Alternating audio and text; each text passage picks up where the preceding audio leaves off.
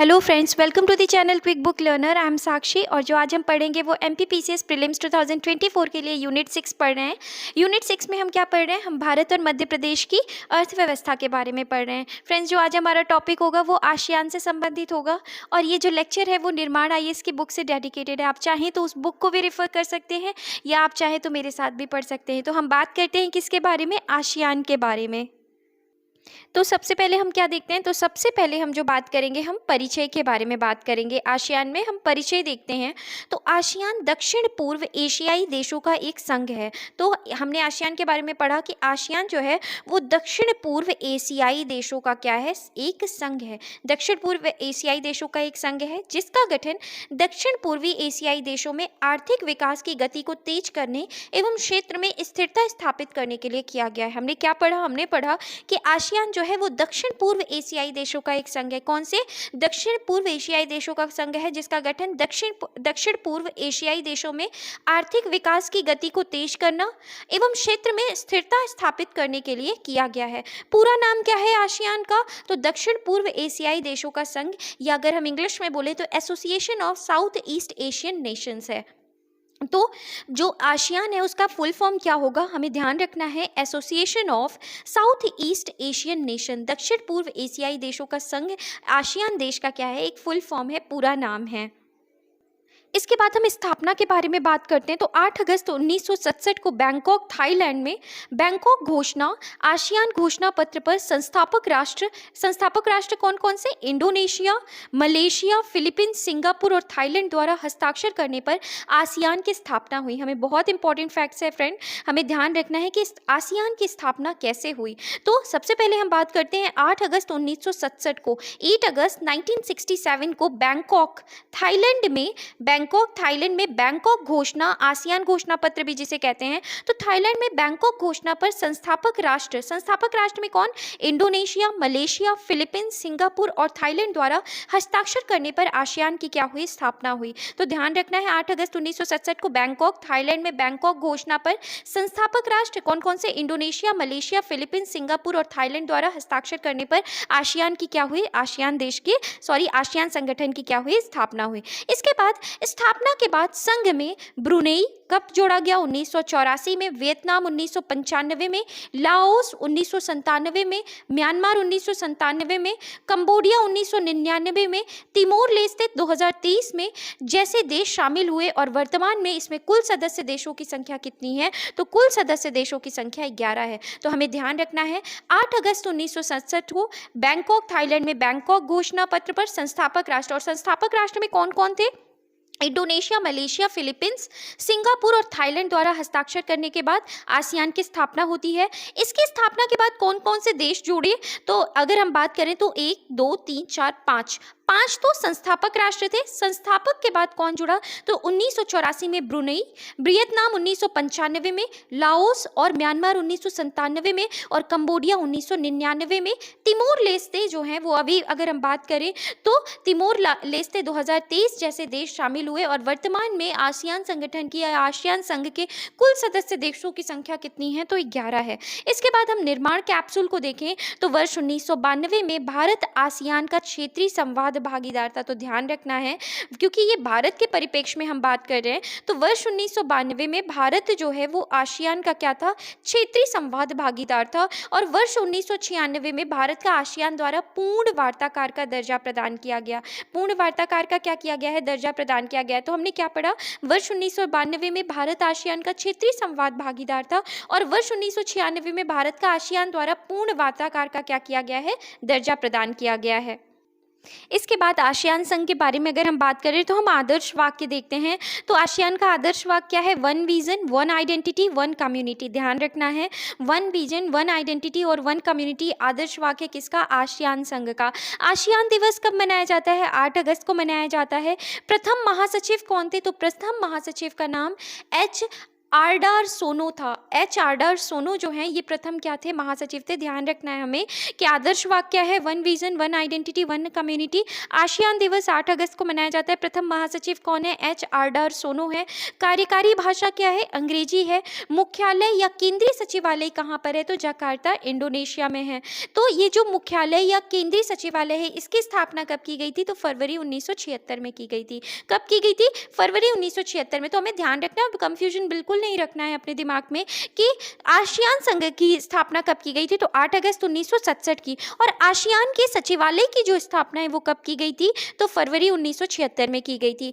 ASEAN महासचिव 15वें क्रम के कौन है, तो आसियान महासचिव 15वें क्रम के डॉक्टर काओ किम हॉर्न है, जिनका कार्यकाल 2023 से 2028 तक है। तो आसियान महासचिव जो 15वें क्रम के हैं अभी फिलहाल की अगर हम बात कर रहे हैं तो डॉक्टर काओ किम हॉर्न है। और प्रथम महासचिव कौन थे, तो एच आर्डार सोनो थे।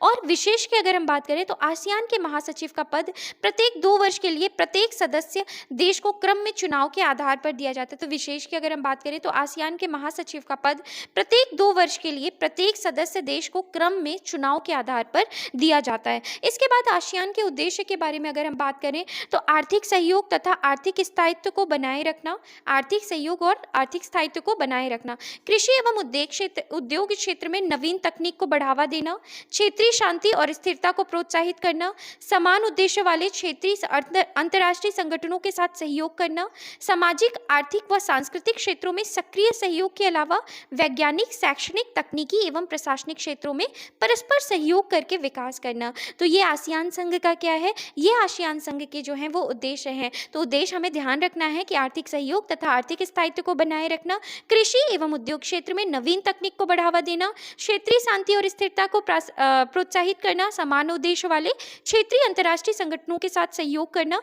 सामाजिक आर्थिक और सांस्कृतिक क्षेत्र में सक्रिय सहयोग के अलावा वैज्ञानिक शैक्षणिक तकनीकी एवं प्रशासनिक क्षेत्रों में परस्पर सहयोग करके विकास करना। इसके बाद हम संगठन की बात करते हैं तो आसियान के संगठन का संचालन विभिन्न उच्च स्तरीय बैठकों, सभाओं एवं सचिवालय के द्वारा किया जाता है। तो आसियान के संगठन का जो संचालन है वो विभिन्न उच्च स्तरीय बैठक, सभाओं एवं सचिवालय के द्वारा किया जाता है। जैसे अगर हम अध्यक्षता की बात कर रहे हैं तो अध्यक्षता कौन करता है, तो सदस्य देश अंग्रेजी नाम के वर्ण अनुक्रमानुसार प्रतिवर्ष आसियान की अध्यक्षता प्राप्त करते हैं। तो हम किसके बारे में, हम संगठन के बारे में बात कर रहे हैं कि आसियान के संगठन का संचालन विभिन्न उच्च स्तरीय बैठक, सभाओं और सचिवालय के द्वारा किया जाता है। सबसे पहले हमने बात की अध्यक्षता के बारे में कि सदस्य देश अंग्रेजी नाम के वर्ण अनुक्रमानुसार प्रतिवर्ष आसियान की अध्यक्षता क्या करते हैं, प्राप्त करते हैं। अब हम बात करते हैं आसियान शिखर सम्मेलन के बारे में। आसियान शिखर सम्मेलन को अगर हम पढ़ रहे हैं तो हमें पहला पॉइंट देख रहे हैं कि आसियान की सर्वोच्च नीति बनाने वाली क्या है, संस्था है। तो आसियान शिखर सम्मेलन जो है, आसियान शिखर सम्मेलन आसियान की सर्वोच्च नीति बनाने वाली क्या है, संस्था है। आसियान चार्टर के अनुसार प्रतिवर्ष 2 बार शिखर सम्मेलन का क्या होता है, आयोजन होता है। तो ध्यान रखना है, हर वर्ष 2 बार शिखर सम्मेलन का आयोजन होता है। किसके अनुसार, आसियान चार्टर के अनुसार। इसके बाद हम बात करते हैं आसियान मंत्रालयिक परिषद के बारे में। आसियान मंत्रालयिक परिषद में हम पढ़ते हैं आसियान शिखर सम्मेलन की सहायता हेतु 4 महत्वपूर्ण निकायों की स्थापना की गई है। और ये 4 जो महत्वपूर्ण निकाय है ना, ये अपने आप में बहुत इंपॉर्टेंट है फ्रेंड्स। तो हमें ये ध्यान रखना है कि आसियान मंत्रालयिक परिषद के लिए क्या किया गया है, आसियान शिखर सम्मेलन की सहायता के लिए आसियान मंत्रालयिक परिषद बनाई गई है और इसमें 4 महत्वपूर्ण निकायों की क्या करी गई है, स्थापना की गई है। तो ये 4 महत्वपूर्ण निकाय कौन कौन से हैं, तो पहला जो है ये आसियान समन्वय परिषद है। कौन है, आसियान समन्वय परिषद। दूसरा आसियान राजनीतिक सुरक्षा समुदाय परिषद। तीसरा है आसियान आर्थिक समुदाय परिषद और चौथा है आसियान सामाजिक सांस्कृतिक समुदाय परिषद। तो पहला कौन सा है, आसियान समन्वय परिषद है। दूसरा आसियान राजनीतिक सुरक्षा समुदाय परिषद। तीसरा आसियान आर्थिक समुदाय परिषद और चौथा आसियान सामाजिक सांस्कृतिक समुदाय परिषद। तो हमें ध्यान रखना है कि आसियान शिखर सम्मेलन की सहायता के लिए 4 महत्वपूर्ण निकायों का क्या किया गया है, स्थापना की गई है। और वो 4 निकाय क्या हैं, आसियान समन्वय परिषद, आसियान राजनीतिक सुरक्षा समुदाय परिषद, आसियान आर्थिक समुदाय परिषद और आसियान सामाजिक सांस्कृतिक समुदाय परिषद। इसके बाद हम बात करते हैं निर्णय लेने के बारे में। तो आसियान में निर्णय परामर्श और सहमति के आधार पर लिए जाते हैं। इसके बाद अब हम बात करते हैं महत्वपूर्ण फैक्ट जो कि निर्माण कैप्सूल के फॉर्म में दिए गए हैं। 1 जुलाई 2019 तक आसियान की जनसंख्या लगभग 655 मिलियन, विश्व की कुल आबादी का 8.5% प्रतिशत थी। तो 1 जुलाई 2019 तक आसियान की जनसंख्या लगभग 655 मिलियन विश्व की कुल आबादी का कितने प्रतिशत थी? तो कुल आबादी का 8.5% थी। इसके बाद हम बात करते हैं आसियान क्षेत्रीय मंच के बारे में। अन्य तथ्य में हम देखते हैं किसके बारे में? आसियान क्षेत्रीय मंच के बारे में। राजनीतिक और सुरक्षा मुद्दों पर सहयोग करने के लिए वर्ष 1993 में आसियान क्षेत्रीय मंच की स्थापना की गई। तो राजनीतिक और सुरक्षा मुद्दों पर सहयोग करने के लिए वर्ष 1993 में आसियान क्षेत्रीय मंच की क्या की गई है? स्थापना की गई, जिसकी प्रथम बैठक वर्ष 1994 में आयोजित की गई। बहुत ध्यान से पढ़ना है हमें आसियान के बारे में। आसियान क्षेत्रीय मंच की जो स्थापना की अगर हम बात करें तो राजनीतिक और सुरक्षा मुद्दों पर सहयोग करने के लिए वर्ष 1993 में आसियान क्षेत्रीय मंच की क्या की गई? स्थापना की गई। कब? 1993 में, जिसकी प्रथम बैठक वर्ष 1994 में आयोजित की गई। इसमें सदस्य देशों की संख्या 27 है, जिसमें भारत भी क्या है? शामिल है। तो इसलिए हमें ध्यान रखना है आसियान क्षेत्रीय मंच की अगर हम बात कर रहे हैं तो इसमें भारत भी क्या है? शामिल है। और इसमें सदस्य देशों की संख्या कितनी है? 27 है। 1993 में ये इसकी स्थापना हुई और प्रथम बैठक जो है वो वर्ष 1994 में हुई। इसके बाद हम बात करते हैं ASEAN+3 के बारे में। ASEAN+3 के बारे में अगर हम पढ़ें तो व्यापार एवं निवेश को बढ़ावा देने के लिए वर्ष 1997 में ASEAN+3 की क्या की गई? स्थापना की गई। व्यापार और निवेश को बढ़ावा देने के लिए वर्ष 1997 में क्या किया गया? ASEAN+3 की स्थापना की गई।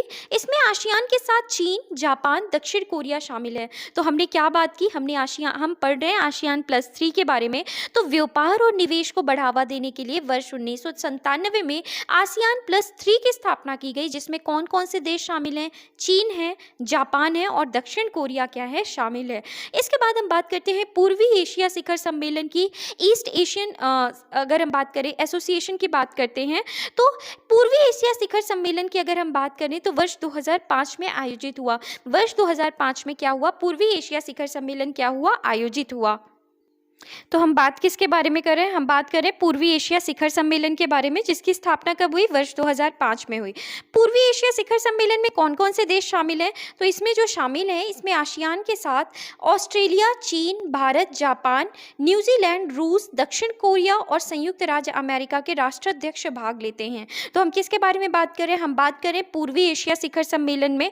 तो पूर्वी एशिया शिखर सम्मेलन में आसियान देशों के साथ साथ ऑस्ट्रेलिया, चीन, भारत, जापान, न्यूजीलैंड, रूस, दक्षिण कोरिया और संयुक्त राज्य अमेरिका के राष्ट्राध्यक्ष भी क्या करते हैं? भाग लेते हैं। यह आसियान एजेंडा सेंटर के रूप में केंद्रीय भूमिका निभाता है। तो यह आसियान एजेंडा सेंटर के रूप में क्या करता है? केंद्रीय भूमिका निभाता है। इसके बाद हम बात करते हैं आसियान रक्षा मंत्रियों की बैठक प्लस बैठक जिसे कहा जाता है। तो आसियान रक्षा मंत्रियों की बैठक के बारे में हम बात करें तो प्रथम बैठक वर्ष 2010 हनोई, वियतनाम में आयोजित की गई थी। तो आसियान रक्षा मंत्रियों की अगर हम बैठक की बात करें तो प्रथम बैठक वर्ष 2010 हनोई, वियतनाम में आयोजित की गई। इसमें आसियान देश और उसके 8 भागीदार देश क्या होते हैं? शामिल होते हैं। कौन कौन से?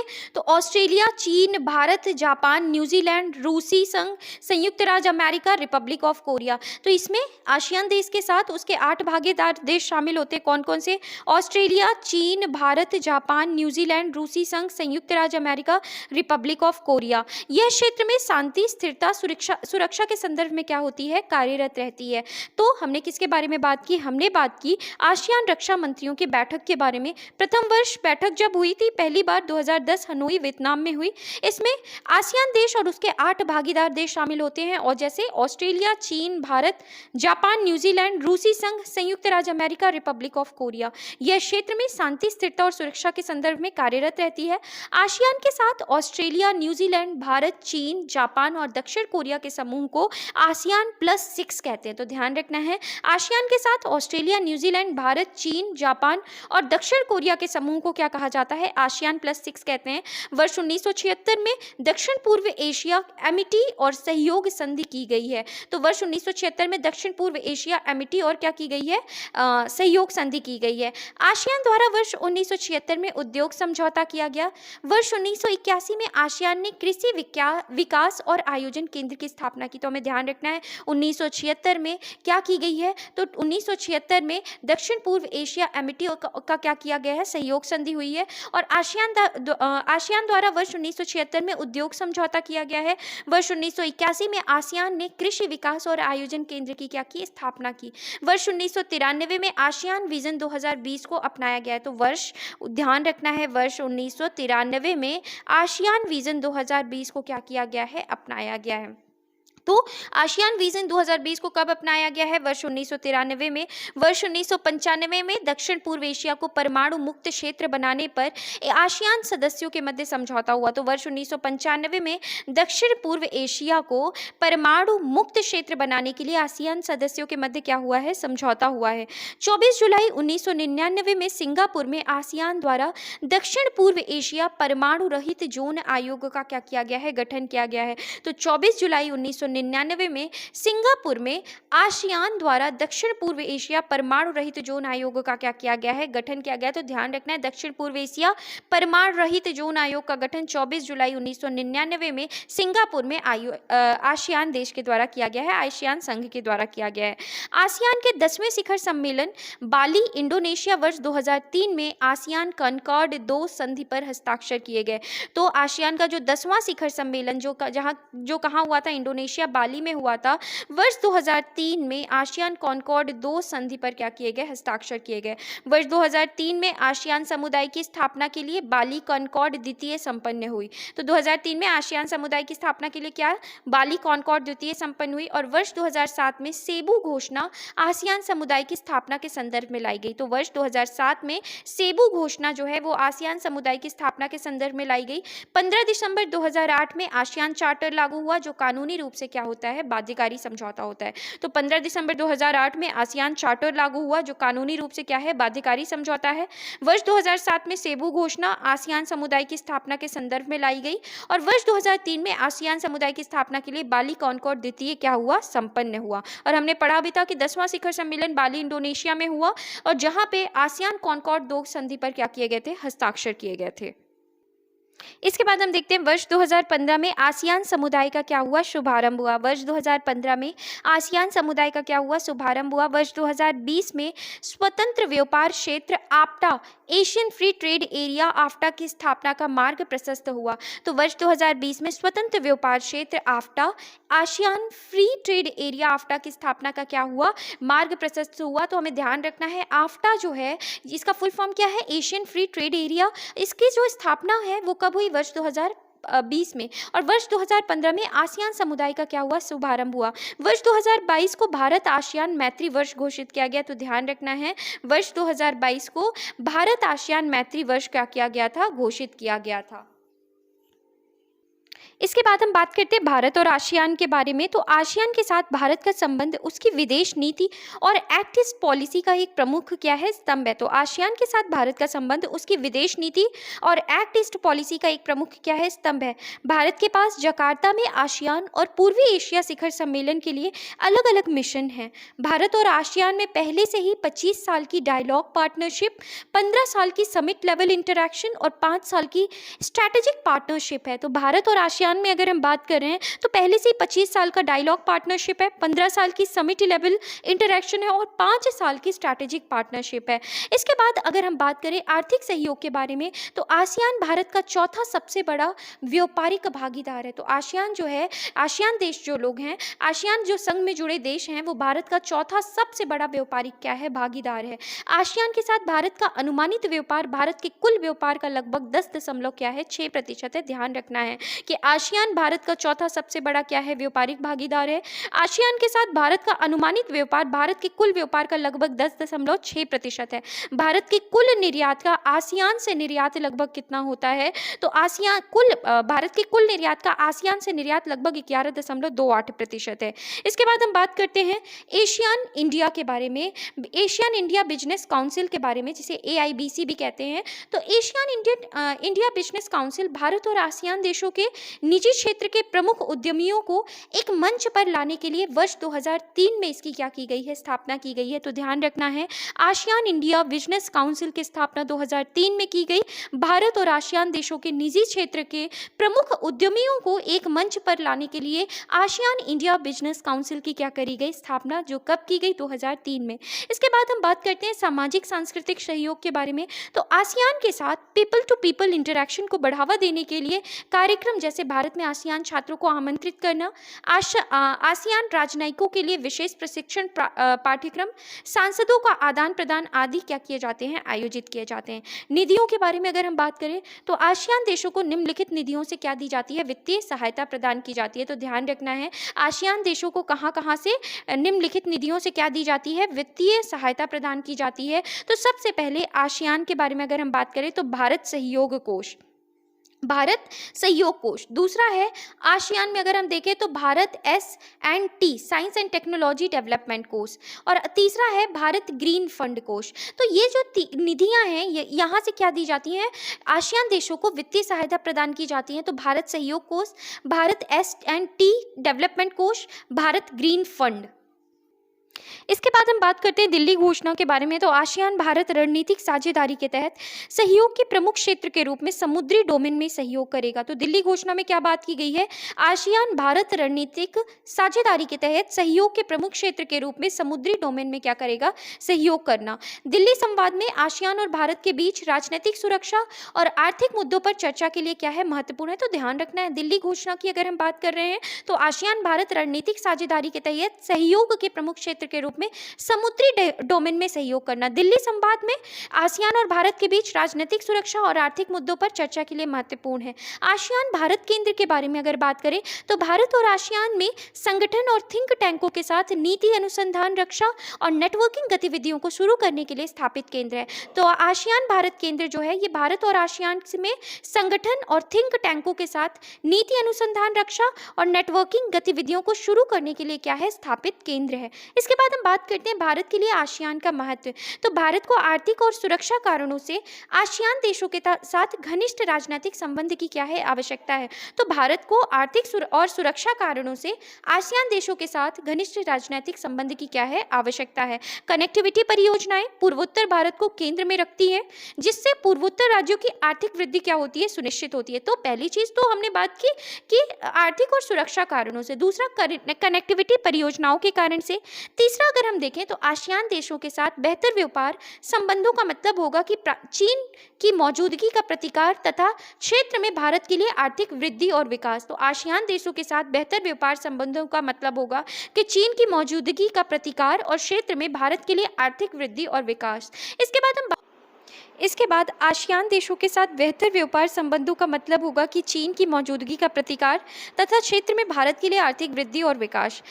नेक्स्ट पॉइंट अगर हम देखें तो आसियान भारत प्रशांत में नियम आधारित सुरक्षा में एक केंद्रीकृत स्थिति रखता है, जो भारत के लिए महत्वपूर्ण है क्योंकि इसका अधिकांश व्यापार समुद्री सुरक्षा पर निर्भर होता है।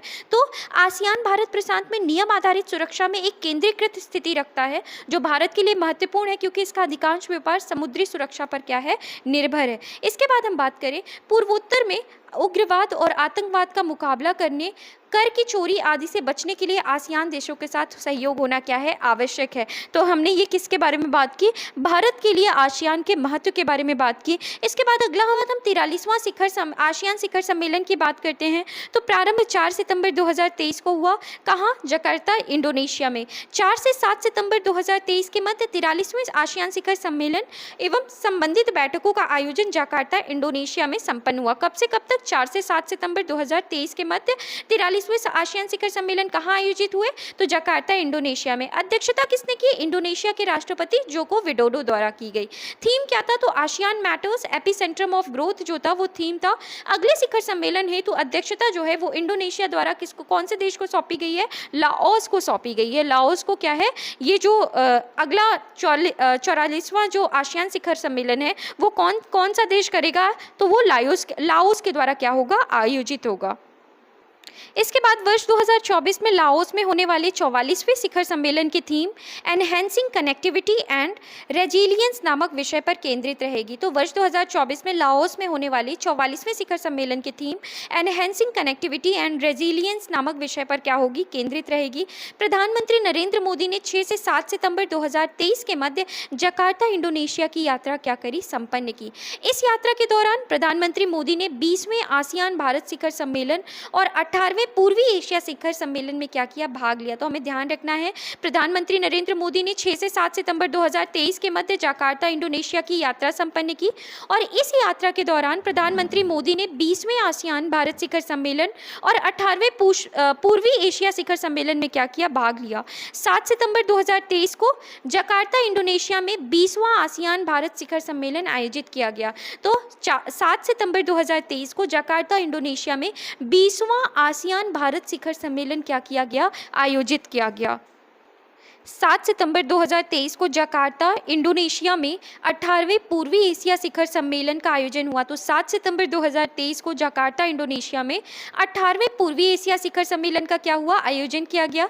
इस शिखर सम्मेलन में आसियान सदस्य राष्ट्रों के अतिरिक्त 8 वार्ता भागीदार, इस शिखर सम्मेलन में किसमें, 18वें पूर्वी एशिया शिखर सम्मेलन में अगर हम बात करें तो आसियान सदस्य राष्ट्रों के अतिरिक्त 8 वार्ता भागीदार जैसे ऑस्ट्रेलिया, चीन, भारत, जापान, दक्षिण कोरिया, न्यूजीलैंड, रूस तथा अमेरिका ने क्या किया, भाग लिया।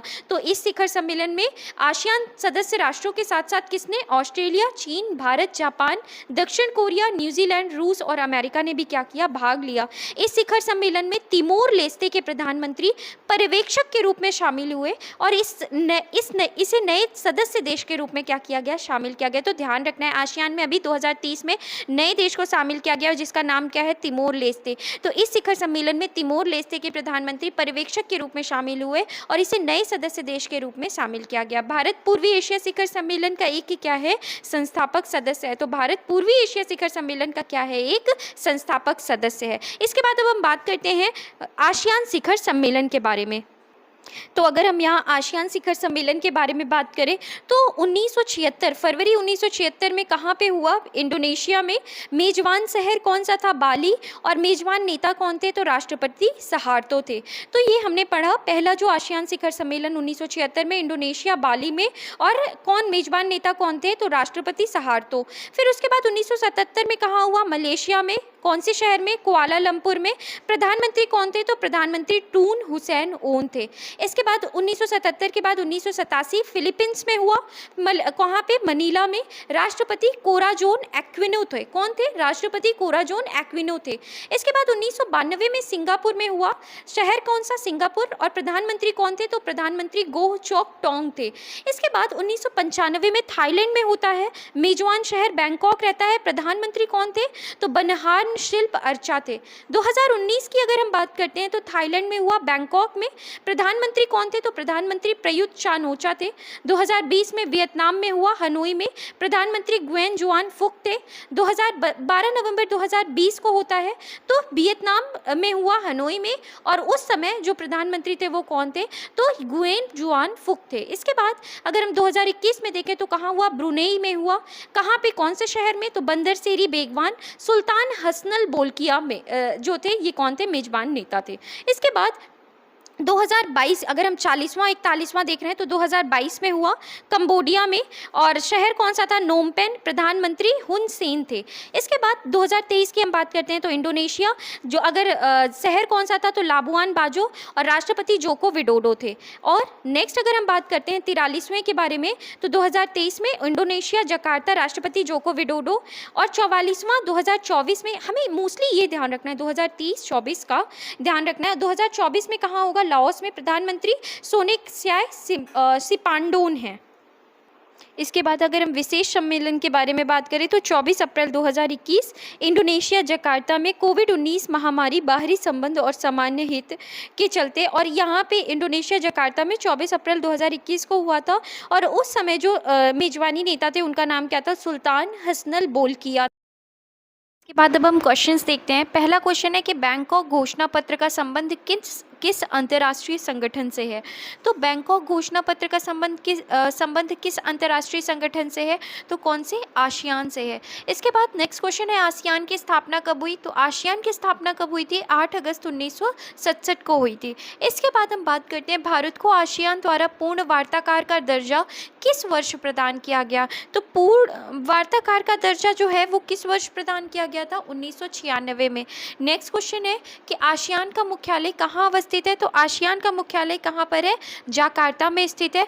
नेक्स्ट क्वेश्चन अगर हम देखें तो वर्तमान में आसियान में कुल कितने सदस्य देश शामिल हैं? तो वर्तमान में कुल कितने सदस्य देश शामिल हैं? 11। इसके बाद नेक्स्ट क्वेश्चन है कि निम्न में से कौन सा आसियान का संस्थापक देश नहीं है? तो कौन सा संस्थापक देश? Malaysia, Singapore, Philippines, Laos. तो पूछा जा रहा है कि कौन सा संस्थापक देश नहीं है? तो लाओस जो है वो संस्थापक देश नहीं है। इसके बाद नेक्स्ट क्वेश्चन अगर हम देखें तो नेक्स्ट क्वेश्चन का आंसर क्या होगा? तो ब्रुनेई कब जुड़ा था? तो ब्रुनेई जो है वो आसियान देश में कब जुड़ा था? तो ये 1984 में जुड़ा था। वियतनाम 1995 में, लाओस 1997 में और म्यांमार 1997 में जुड़ा था। तो इस तरीके से करेक्ट आंसर क्या होगा? करेक्ट आंसर जो है ये क्या होगा? ऑप्शन ए जो है ये क्या होगा? करेक्ट आंसर होगा। जो भी दिए गए हैं, ब्रुनेई 1984, वियतनाम 1995, लाओस 1997, म्यांमार 1997, इस तरीके से कूट ए जो है वो क्या है? बिल्कुल सही उत्तर है। नेक्स्ट क्वेश्चन है कि आसियान के लिए नीति बनाने वाली सर्वोच्च संस्था का नाम क्या है? तो क्या नाम है? आसियान शिखर सम्मेलन जो है वो आसियान के लिए नीति बनाने वाली सर्वोच्च संस्था का क्या है? नाम है। इसके बाद अगला प्रश्न है कि आसियान +3 किस वर्ष प्रारंभ हुआ? आसियान +3 किस वर्ष प्रारंभ हुआ था? 1997 में प्रारंभ हुआ था। अगला क्वेश्चन है, पूर्वी एशिया शिखर सम्मेलन सर्वप्रथम किस वर्ष प्रारंभ हुआ? तो पूर्वी एशिया शिखर सम्मेलन जो है ये वर्ष 2005 में क्या हुआ था? प्रारंभ हुआ था। नेक्स्ट क्वेश्चन है कि आसियान रक्षा मंत्रियों की बैठक सर्वप्रथम किस वर्ष और कहां आयोजित हुई? तो आसियान रक्षा मंत्री की बैठक कहां हुई थी? सर्वप्रथम हनोई में हुई थी। और कौन से वर्ष? 2010 से क्या हुई? प्रारंभ हुई। अगला प्रश्न है, आसियान कॉनकॉर्ड 2 संधि आसियान के किस वार्षिक शिखर सम्मेलन में हस्ताक्षरित हुए? तो आसियान कॉनकॉर्ड 2 संधि आसियान के किस वार्षिक शिखर सम्मेलन में हस्ताक्षरित हुए? तो ये जो था ये कौन से शिखर सम्मेलन में? 10वें शिखर सम्मेलन में हस्ताक्षरित हुए। नेक्स्ट क्वेश्चन है, आसियान का आदर्श वाक्य क्या है? तो हमने क्या पढ़ा था? 1 विजन 1 आइडेंटिटी और 1 कम्युनिटी। इसके बाद अगला प्रश्न है, आसियान चार्टर किस वर्ष लागू हुआ? तो आसियान चार्टर जो है ये वर्ष 2008 में क्या हुआ था? लागू हुआ था। इसके बाद अगला क्वेश्चन है, आसियान भारत की किस विदेश नीति का प्रमुख स्तंभ है? तो किसका प्रमुख स्तंभ है? तो लुक ईस्ट पॉलिसी का क्या है? आसियान भारत की लुक ईस्ट पॉलिसी विदेश नीति का क्या है? प्रमुख स्तंभ है।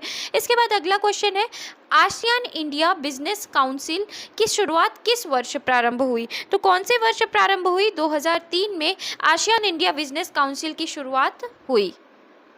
इसके बाद अगला क्वेश्चन है कि आसियान विजन 2020 कब अपनाया गया? तो ये कब अपनाया गया है? वर्ष 1993 में अपनाया गया है। कब? वर्ष 1993 में। तो हमने क्या पढ़ा? हमने पढ़ा आसियान विजन 2020 कब अपनाया गया है? तो वर्ष 1993 जो है ये क्या है? बिल्कुल सही उत्तर है। इसके बाद अगला क्वेश्चन है, दक्षिण पूर्व एशिया को परमाणु मुक्त क्षेत्र बनाने पर आसियान सदस्यों के मध्य कब समझौता हुआ? तो ये समझौता जो हुआ था ये कब हुआ था? 1995 में हुआ था। इसके बाद आसियान भारत का कौन से क्रम का सबसे बड़ा व्यापारिक भागीदार है? तो कौन से क्रम का अगर हम बात करें तो आसियान भारत का कौन से क्रम का सबसे बड़ा व्यापारिक भागीदार है? तो कौन से क्रम का? चतुर्थ क्रम का है। इसके बाद अगला क्वेश्चन है, आसियान देशों को किन निधियों से वित्तीय सहायता प्रदान की जाती है? भारत आसियान सहयोग कोष, आसियान भारत S&T डेवलपमेंट कोष, आसियान भारत ग्रीन फंड। तो ये तीनों ही निधियों से वित्तीय सहायता आसियान देशों को क्या की जाती है? प्रदान की जाती है। तो इसमें क्या होगा? इसमें 1, 2, 3 तीनों ही उत्तर क्या है? बिल्कुल सही है। इसके बाद अगला प्रश्न है, आसियान दिवस कब मनाया जाता है? तो कब मनाया जाता है? 8 अगस्त को आसियान दिवस मनाया जाता है। इसके बाद अगला क्वेश्चन है कि वर्ष 2023 में आसियान का किस क्रम का वार्षिक शिखर सम्मेलन का आयोजन हुआ? तो कौन से क्रम का था? 43वें क्रम का था। इसके बाद वर्ष 2023 के आसियान शिखर सम्मेलन का आयोजन कहाँ पर आयोजित हुआ? तो कहाँ पर आयोजित हुआ था? तो ये जो आयोजित हुआ था ये कहाँ पर आयोजित हुआ था? तो इसका करेक्ट आंसर होगा जकार्ता, इंडोनेशिया में। नेक्स्ट क्वेश्चन है 43वें आसियान शिखर सम्मेलन के अध्यक्ष कौन थे? तो कौन थे? तो जोको विडोडो जो थे वो क्या थे? अध्यक्ष थे। नेक्स्ट क्वेश्चन है वर्ष 2024 के आसियान शिखर सम्मेलन का आयोजन कहाँ होगा? तो 2024 का पूछ रहा है, तो 2024 का आसियान शिखर सम्मेलन का आयोजन कहाँ पे होगा? लाओस में होगा। नेक्स्ट क्वेश्चन है आसियान शिखर सम्मेलन 2023 कब संपन्न हुआ? तो कब संपन्न हुआ? 4 से 7 सितंबर में। अगला प्रश्न है 20वां आसियान भारत शिखर सम्मेलन का आयोजन कब हुआ? तो 20वां आसियान भारत शिखर सम्मेलन का आयोजन जो है ये 7 सितंबर 2023 को हुआ। अगला क्वेश्चन है 43वां आसियान शिखर सम्मेलन की थीम क्या थी? तो क्या थीम थी? तो 43वें आसियान शिखर सम्मेलन की थीम जो थी वो थी आसियान मैटर्स एपिसेंट्रम ऑफ ग्रोथ। इसके बाद अगला क्वेश्चन है 44वें आसियान शिखर सम्मेलन की क्या थीम है? तो 44वें आसियान शिखर सम्मेलन की जो थीम है उसका नाम क्या है? तो है एनहेंसिंग कनेक्टिविटी एंड रिजेलियंस जो है ये 44वें आसियान शिखर सम्मेलन की क्या है? थीम है। इसके बाद अगला क्वेश्चन है 18वें पूर्वी एशिया शिखर सम्मेलन का आयोजन कब व कहाँ किया गया? तो 18वें पूर्वी शिखर सम्मेलन का आयोजन जो है ये कब व कहाँ किया गया? तो इसका करेक्ट आंसर होगा ये कब किया गया है? 7 सितंबर 2023 में किया गया है। कब किया गया है? 7 सितंबर 2023 को। और कहाँ किया गया? तो इंडोनेशिया, जकार्ता में। इसके बाद अगला क्वेश्चन है वर्ष 2023 में आसियान के कितने शिखर सम्मेलन का आयोजन हुआ? तो वर्ष 2000 अगर बात करें 23 में कितने शिखर सम्मेलन का आयोजन हुआ? तो 2 शिखर सम्मेलन का क्या हुआ था? आयोजन हुआ था। नेक्स्ट क्वेश्चन है वर्ष 2023 में आसियान के कौन से क्रम के सम्मेलन आयोजित हुए? तो 2023 में कौन से क्रम के सम्मेलन आयोजित हुए? तो 42वां और 43वां। इसके बाद अगला प्रश्न है आसियान +3 में कौन सा देश शामिल नहीं है? तो कौन सा देश शामिल नहीं है? तो इसका करेक्ट आंसर क्या होगा? न्यूजीलैंड जो है वो शामिल नहीं है। आसियान +3 में कौन कौन है? चीन है, दक्षिण कोरिया और जापान है। न्यूजीलैंड शामिल नहीं है। नेक्स्ट क्वेश्चन है निम्न में से कौन सा देश आसियान का सदस्य देश नहीं है? तो आसियान का सदस्य देश जो है वो कौन नहीं है? भारत नहीं है। अगला प्रश्न है निम्न में से आसियान का 11वां सदस्य देश कौन है? तो कौन है? तो 11वां सदस्य देश जो है वो कौन है? अभी वर्ष 2023 में जोड़ा गया है तिमोर लेस्ते को। तो इस तरीके से फ्रेंड्स हमने आसियान संघ से संबंधित सभी क्वेश्चंस को कंप्लीट किया। आई होप आपको ये सेशन पसंद आए। अगर अच्छा लगा हो तो प्लीज़ लाइक करें, शेयर करें और चैनल को सब्सक्राइब नहीं किया तो प्लीज़ सब्सक्राइब कर लें। Thank you.